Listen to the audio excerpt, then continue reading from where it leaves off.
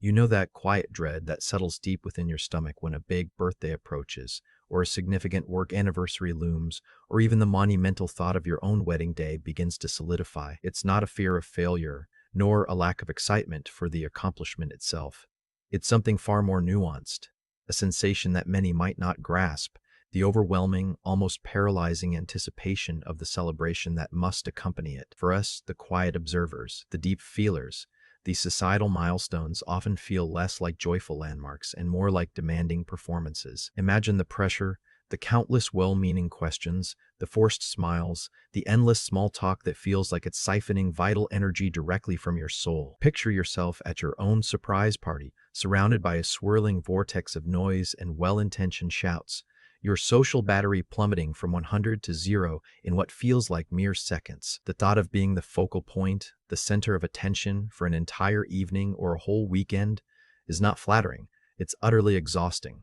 We're not averse to happiness, we simply process it differently. We anticipate the sensory overload of flashing cameras, booming music, and crowded rooms. We foresee the emotional labor required to maintain a cheerful facade, to reciprocate every hug, to make meaningful eye contact with everyone who approaches, all while our inner world screams for quiet contemplation. The fear isn't of success or growth, but of the profound energy depletion and the uncomfortable vulnerability that comes with being intensely seen and celebrated in a way that feels inherently unnatural to our quiet nature. It's the silent anxiety of navigating a joy that feels performative, rather than authentically experienced in our own gentle way. Yet, this very sensitivity, this intricate inner world that makes grand milestones feel daunting, is precisely your superpower. The ability to deeply process, to observe the subtle currents beneath the surface, to feel the emotional resonance of every interaction, these are not weaknesses.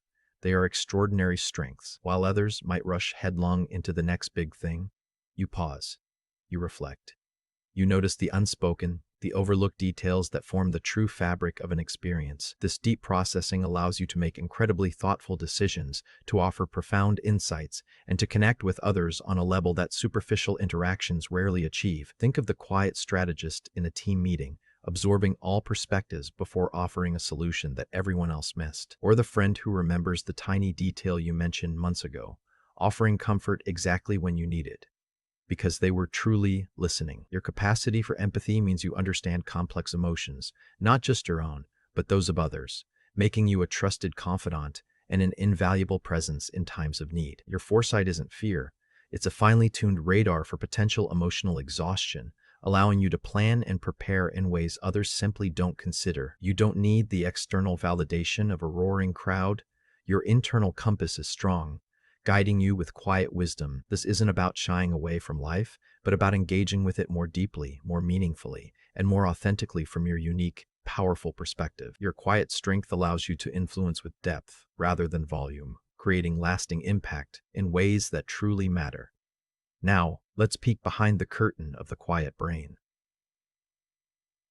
Our neurological wiring is, quite frankly, fascinatingly distinct. Research suggests that introverted brains operate with a different preference for neurotransmitter pathways, while extroverts often thrive on external stimulation powered by the dopamine reward system that provides a quick burst of pleasure from novelty and external engagement.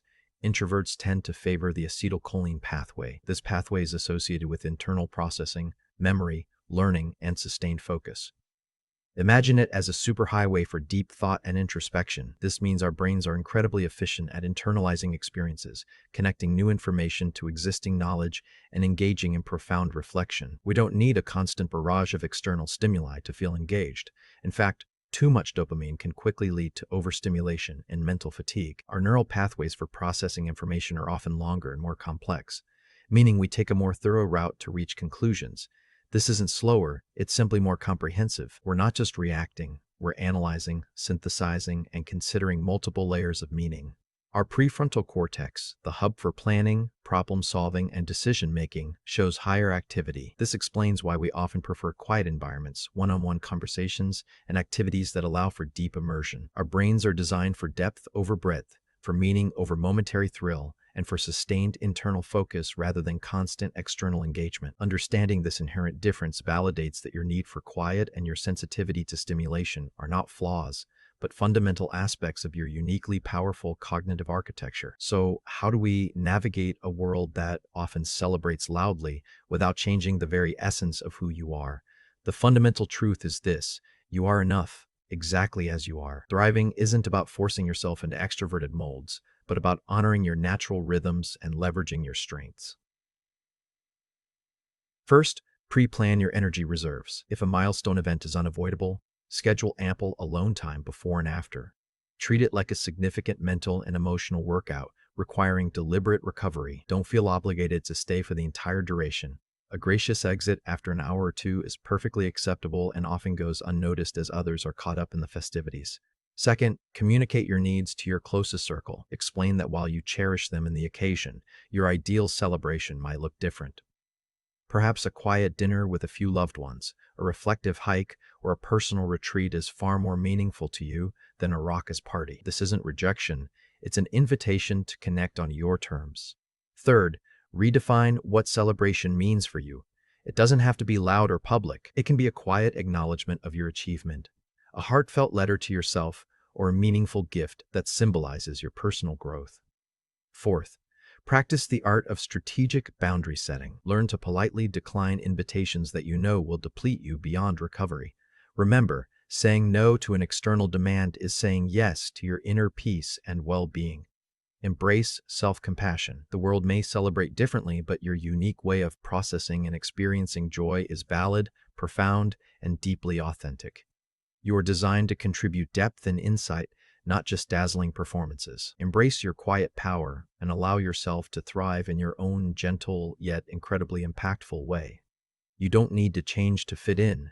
You need to embrace who you are to truly flourish.